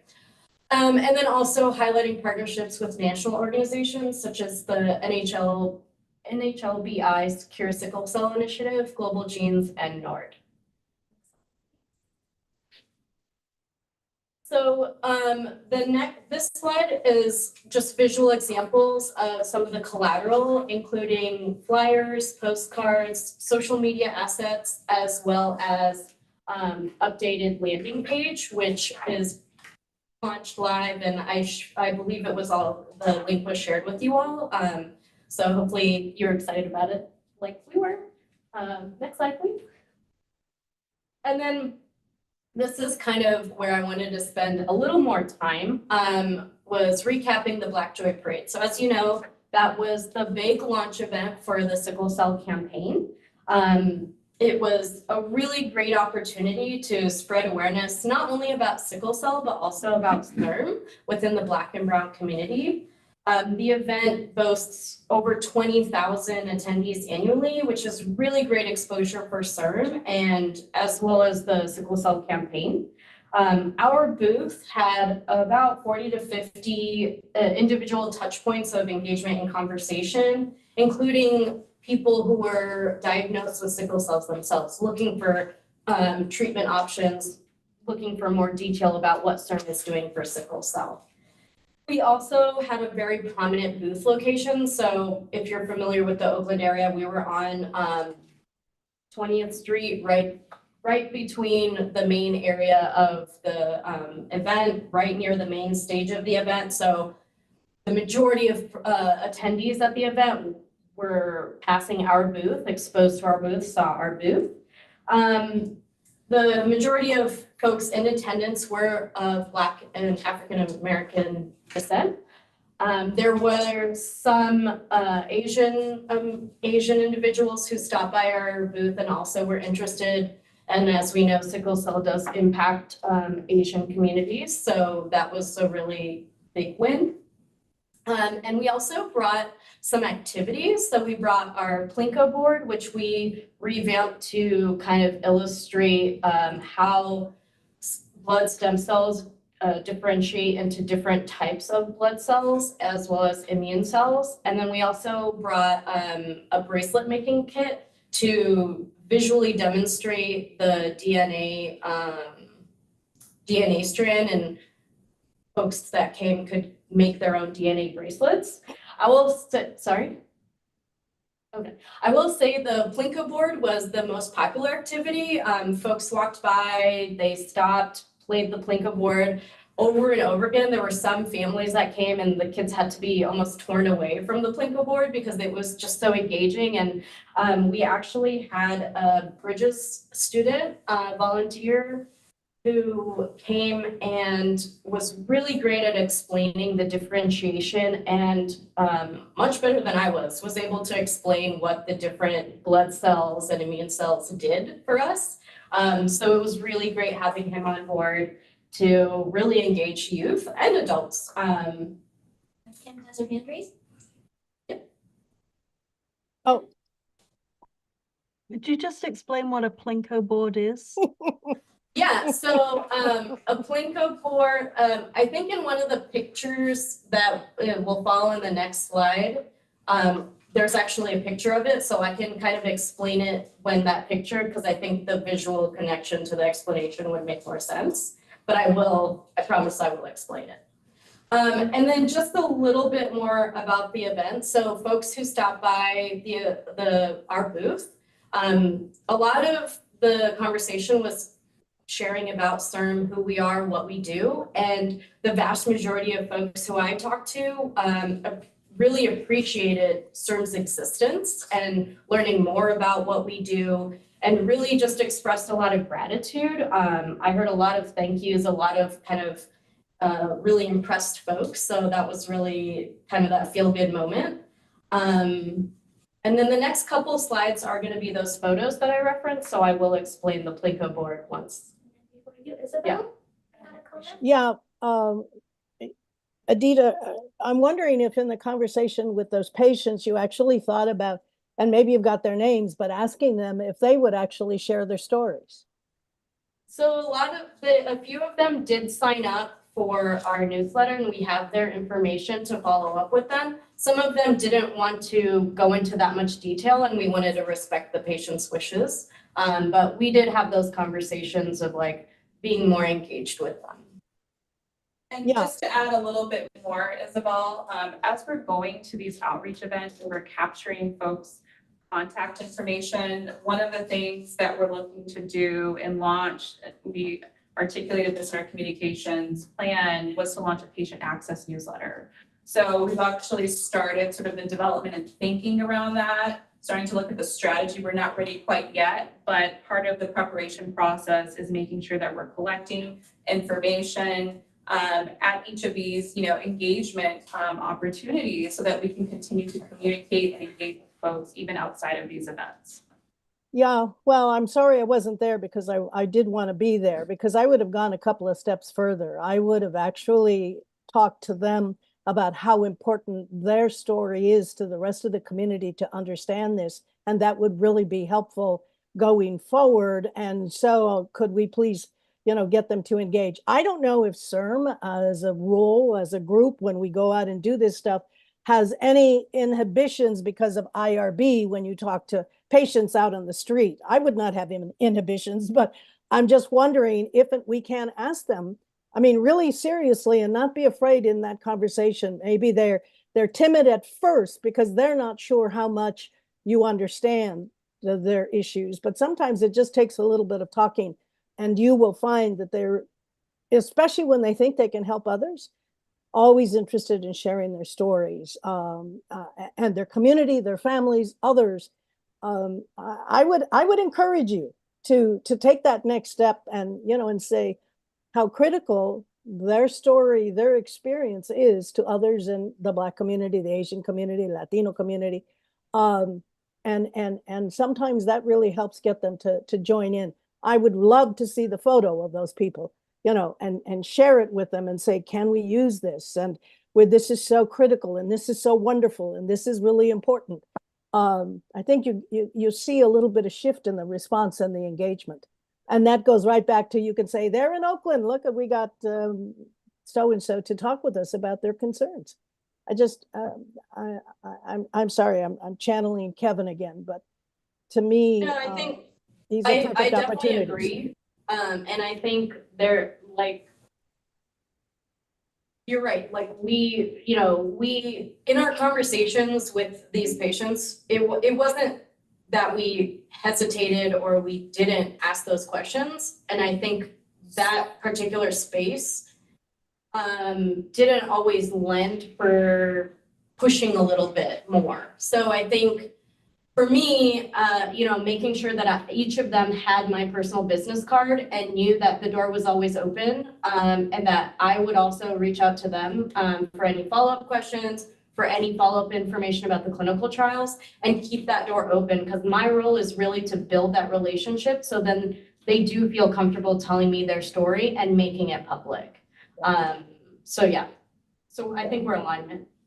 Yeah, no, I agree, and I appreciate that. I sometimes think that you're given one chance and one chance only to bring somebody aboard. So, maybe some happy medium there, Adita. Yeah, absolutely. And next time I'll be there with you and I'll push a little more. That would be really great. Oh, anyway, sorry, keep going. So the next couple of slides are pictures from the event. As you can see, so in the picture with Esteban, behind him is the main stage, and that's like exactly where we were. So it was a really prominent placement. We had branded materials with CIRM. The collateral that we developed specifically for the sickle cell campaign was really well received. Marcia Treadwell from the UCSF Sickle Cell Center of Excellence stopped by the booth, and she had said the flyers and the postcards looked really nice and she really liked them. So next slide, please. So again, another picture from the event, you can kind of see the crowds. We had various CIRM staff members volunteer at the booth. So on the picture to the right, there's Lila and Kelly from the therapeutics team and the scientific programs and education team, respectively. And so the picture to the right, that's the Plinko board. So basically what a Plinko board is you get a little chip and you put it at the top, and it falls between the little bumps or barriers to get to a spot on the bottom of the board. And traditionally, this is a way to win a prize. So the bottom will say like different values of money or different prizes. And so folks will put in a chip and hope for the best prize, but you never know where it's going to go. So in the past, Bridges students have actually adapted Plinko boards to illustrate cell differentiation. So where the chip that's put in is the stem cell, and it demonstrates visually how the cell splits at certain points. And so ours was specifically a blood stem cell. And so that stem cell would be put at the top, and then at different stages, it would be split between a blood cell, different types of blood cells or immune cells. And then there was a part on there where I had the sickle cell mutation. So folks could see where that mutation would take effect. And I got input from the scientific programs and education team to make sure that this was accurate. And it was also validated by the therapeutics team because when it was in the office, they couldn't stop playing it and they loved it. So overall, like really great activity to have at outreach events. And as different teams engage in outreach, I encourage them to take it with them if they can. And also adapt it. So the board is changeable, so we can adapt it to the audience or the topic necessary. Next slide, please. So next, I want to talk about the next steps of our sickle cell campaign. So our next steps include placing digital Google ads, which will drive folks to that landing page that we've developed. We really want to look at placing them within the top 10 cities with higher African-American populations, as well as cities with African-American populations over 20%. And we're planning to run those ads for about 3 weeks with a goal of about 200,000 impressions. We're also reaching out to various CBOs for ad and content placement. And so this is not necessarily exclusively those statewide CBOs or those national CBOs that we've already partnered with, but also looking at more local, smaller CBOs. For example, West Fresno Resource Center, I've been in touch with them and really moving forward with developing a relationship and hopefully having a presence, sharing content on any newsletters, any periodicals, or anything they may have. We're also looking at engaging with those CBOs and on events and activities. So again, going back to that West Fresno Resource Center, we've been in conversation of looking forward at the calendar and developing larger events, educational events around sickle cell, as well as research. They were really excited to hear about CIRM's research and how it impacted diseases which impact Black and African American communities. And so really highlighting that in these future events. And then, as Corinne mentioned, looking at earned media opportunities. So looking at community-based, culturally based newspapers and to place editorial content. And then overall, we really want to review the data of where partners are sharing this information, how they're sharing this information, because generally they've all agreed that over social media, they'd be happy to share a lot of the materials that we've developed for this campaign. So really getting that data back, getting those metrics and reviewing how we're doing. Thank you, Aditi. Does anybody have any questions on the sickle cell campaign before we move on? I'm cognizant of time. We have to get through the next part of the presentation, but I just wanted to pause before we make a quick transition. Only because, oops, so sorry.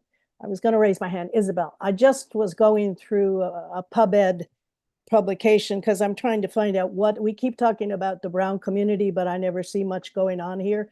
And so I went and looked in this one data, which is fairly old, 2016, 2018, because we know data is slow to come to us.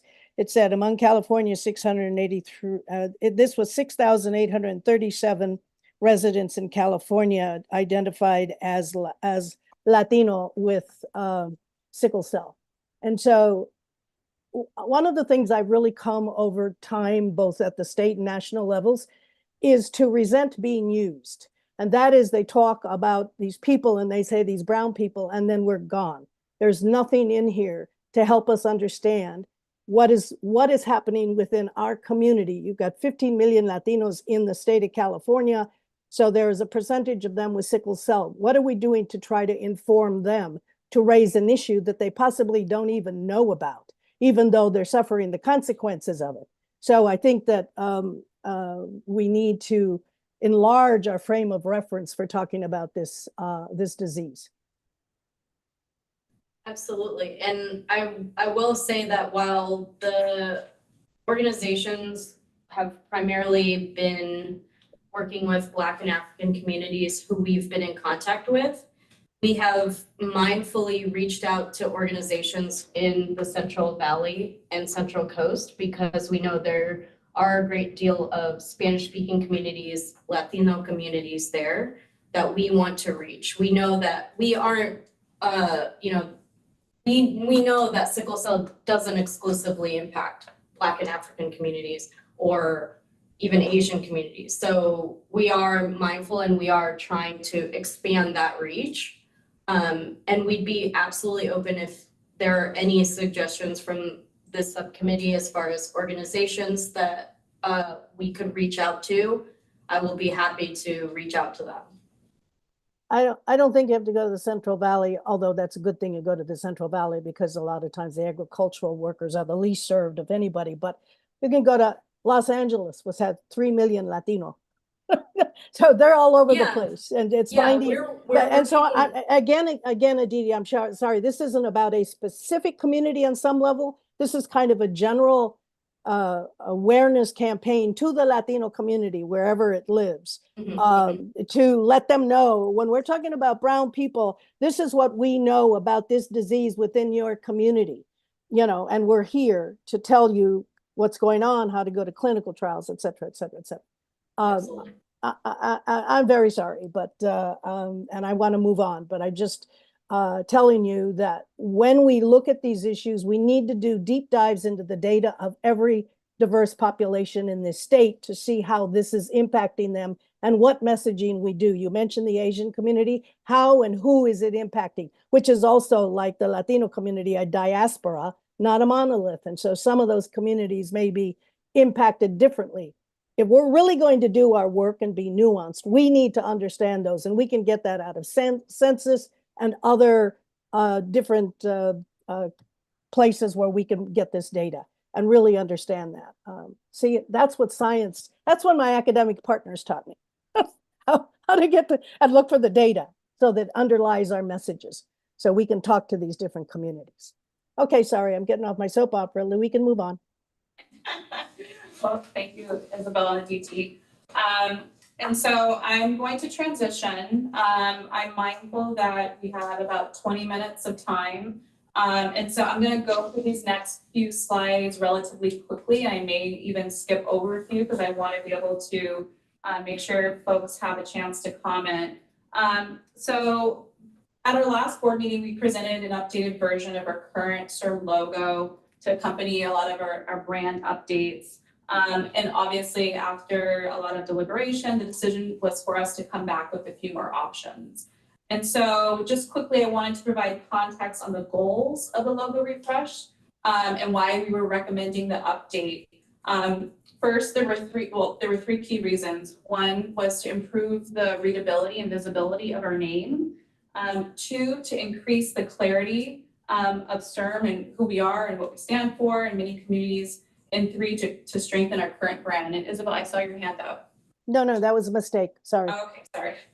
Next slide. And so I'm just going to quickly summarize this as fast as I can. So for the website refresh that we are doing, we are required to incorporate ADA standards into our new design, which is really driving the need to make sure that we launch this website relatively soon. In terms of logos, there isn't sort of an official state requirement to conform to ADA standards, but there is sort of a best practice to incorporate those values and techniques as much as possible. And so, for example, you want to make sure there's adequate spacing and characters such as, O, E, A, and C look distinct from each other. You want to make sure that we have acceptable weight and width fonts. And obviously, we want to make sure that we have color compliance with the ADA web content standards. Next slide. Skip this. this as well. Okay, so in terms of our current logo, there are some challenges, such as what I mentioned, some of the letters being a little spaced kind of too close together. The C is not distinct in our name, and it could lead to some confusion. As well as our current logo in terms of the orange, it actually fails our color contrasting standards, which we have a screenshot of that here. And we've actually updated that orange color in our brand standards to kind of like a darkened version of the orange to make sure we have that appropriate contrasting standards that meets ADA compliance. Next slide. And Katie from our team actually conducted a number of interviews with folks who were familiar with CIRM, educational trainees, researchers, just folks to see basically what their feedback was in terms of the current CIRM logo and any suggestions. I don't think we have enough time to go through that today, but I'm happy to provide some of those insights via email. And so in terms of our design approach, we really focused on creating some options that were legible, approachable, clean, and human. And so we really just provided some refined versions of our existing logo. All of them are sans serif typefaces, okay? And so we wanted to retain a lot of the current elements of who CIRM is, but just make sure that we're modernizing the logo, as well as making sure that it's readable. And so we also provided some updates to the color in terms of the orange to make sure that we reached the color contrasting ratio for ADA accessibility. Okay. And so at our last meeting, this was the logo that we recommended. We had internal consensus through our leadership team to move forward with this direction. As you'll see, the first line is one lockup and the second line is the second lockup. It has our name spelled out in the first line, and then in the second line, it retains California Stem Cell Agency. I don't know if you all recall, but some of the feedback was that this option wasn't as modern as it could have been. And so with that feedback, we created 2 additional options. So this option 2, again, having 2 options for lockup, we have our name spelled out at the top, and then the second option below retains California Stem Cell Agency. It resembles pretty much our existing logo, except the C and the R. They're spaced apart a little bit more and you can read them. So we just want to make sure that there is that readability.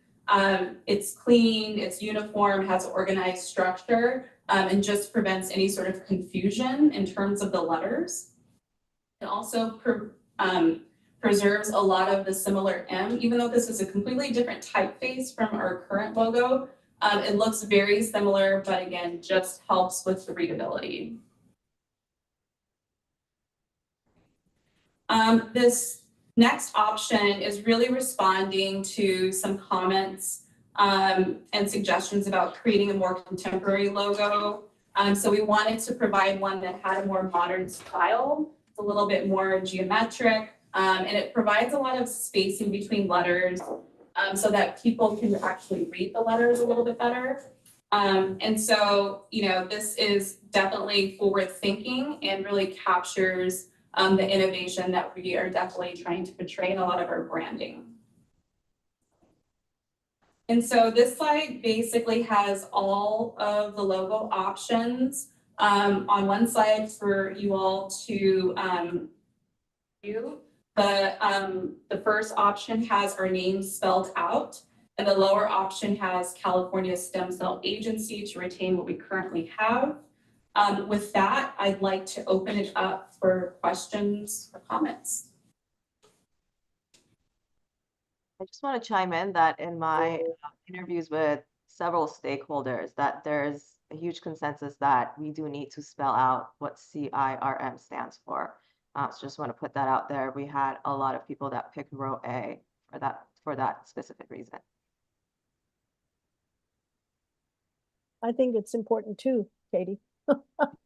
I'm always putting it in paren after I say CIRM, whatever I write, because, and then I also say stem cells, because it still doesn't tell you what the heck is regenerative medicine. So it's really, you know, an education for, I think, 78 or 80% of the public out there. So yeah, I like it. Anybody else? I see Vito. Thank you. Hi, a question for Corinne. Are we being asked to opine on a favorite, if you will? I can take it back internally. I just want to make sure that we are sharing this for feedback, suggestions.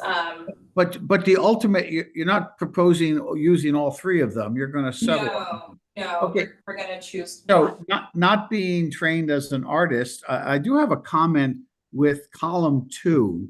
What I like about column 1 and column 3 is the letters look like they came from the same typeface box, meaning they're all of the same font.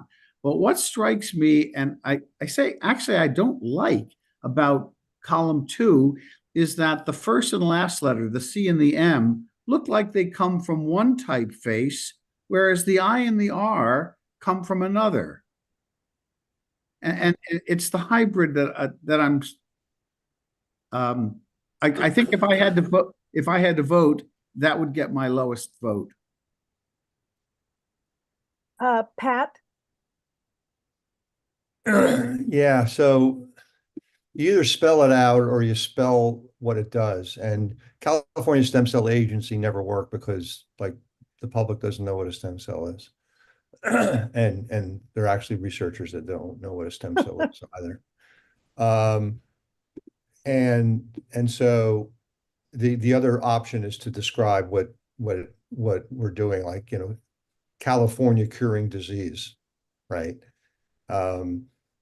Because you can spell it out, but I think I mean, and I'm not an artist either, and I think you all should decide what you think is best based on your surveys that you've done and all that sort of stuff. But I think there is this issue that the California Institute for Regenerative Medicine will kind of be like one of these, you know, it'll just, you know, whatever your goal is. You know, this is not the most important thing that you all are doing from my perspective. It's just my opinion, but it doesn't tell me what, even with it spelled out, it doesn't tell me what you're doing and what CIRM is doing. And California curing disease or something like that, right, does. But I'm certain that I'm in the very small minority of like to see what it actually hear what it actually does or read what it actually does. Oh, curing disease, maybe I'm interested in it. I see Kim's good point. I see Kim's hand up.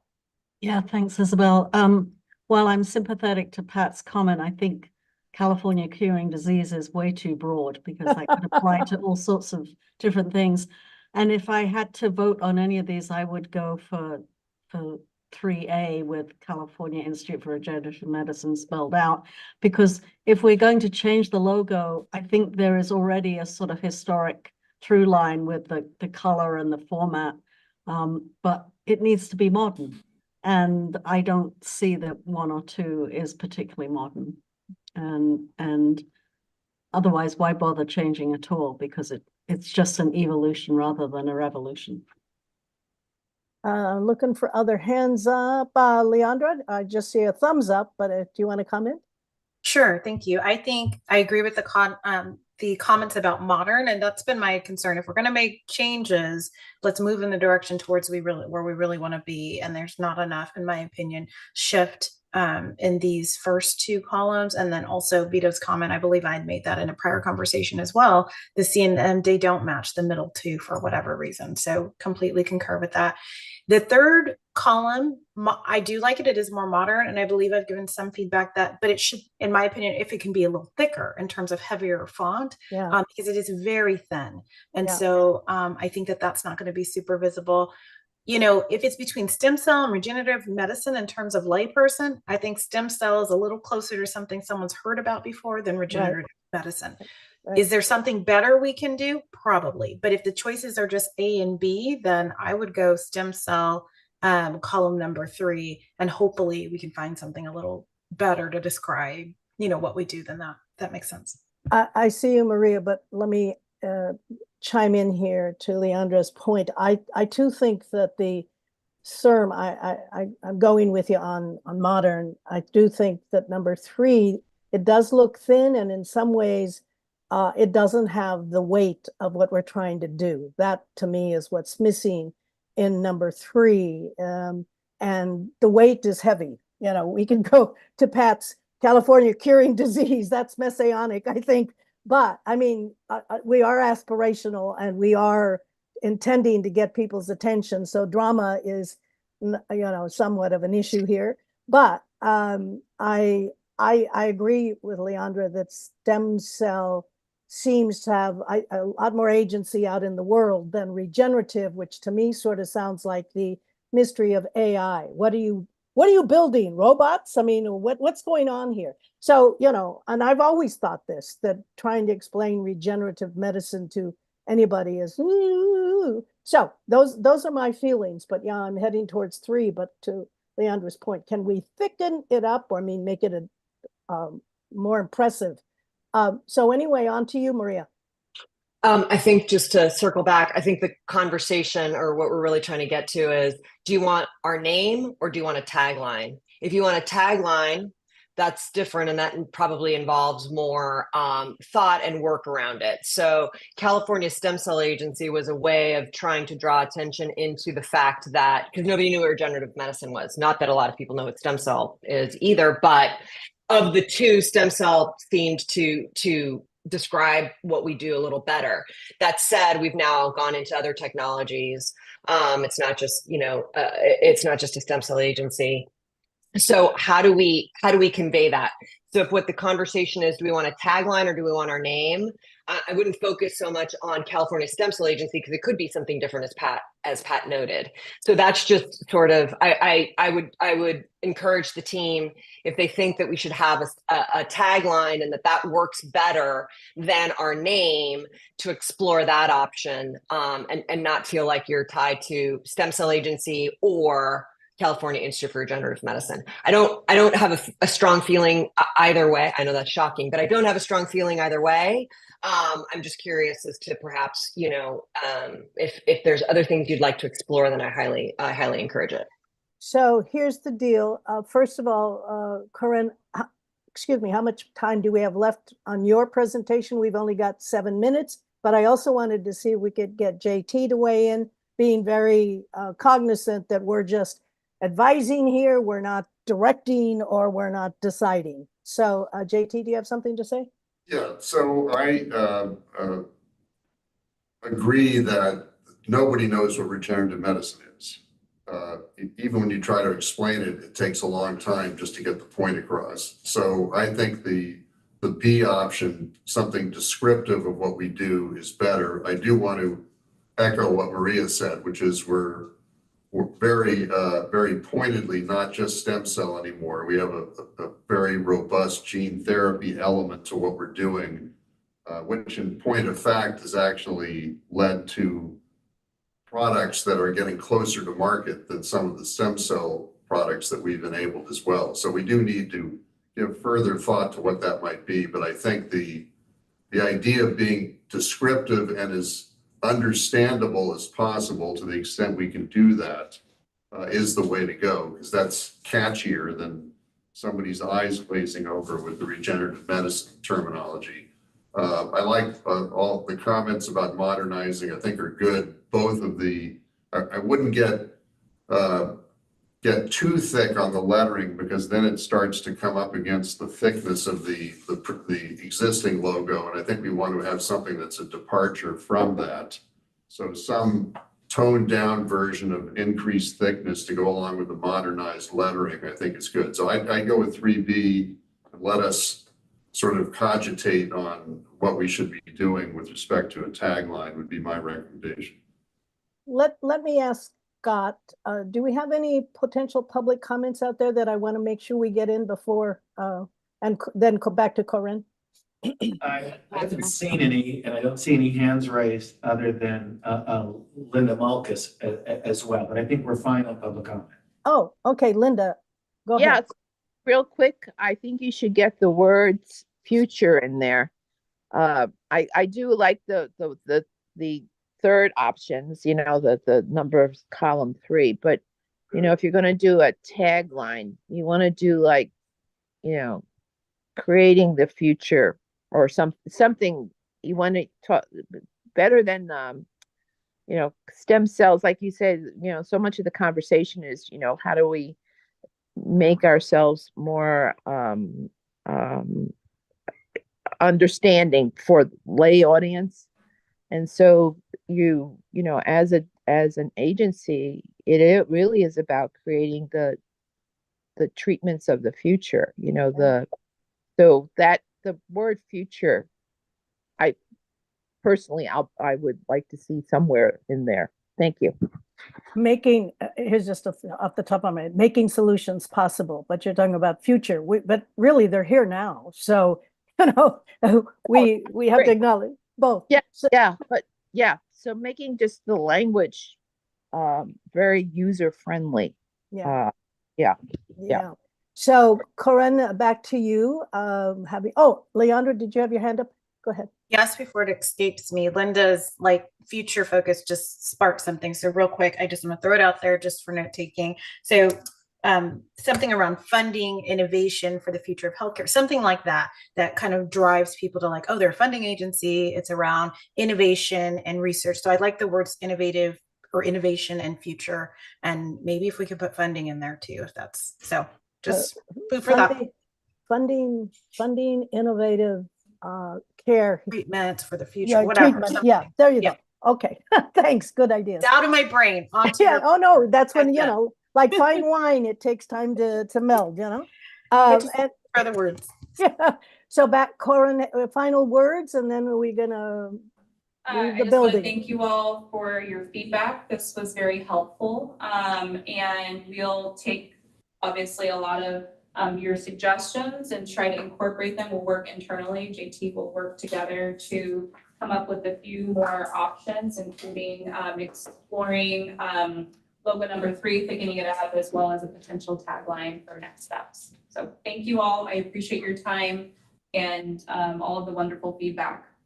Funding tomorrow, solutions today. I keep going. Sorry. I'll call you up tonight at midnight, Corinne. Just okay.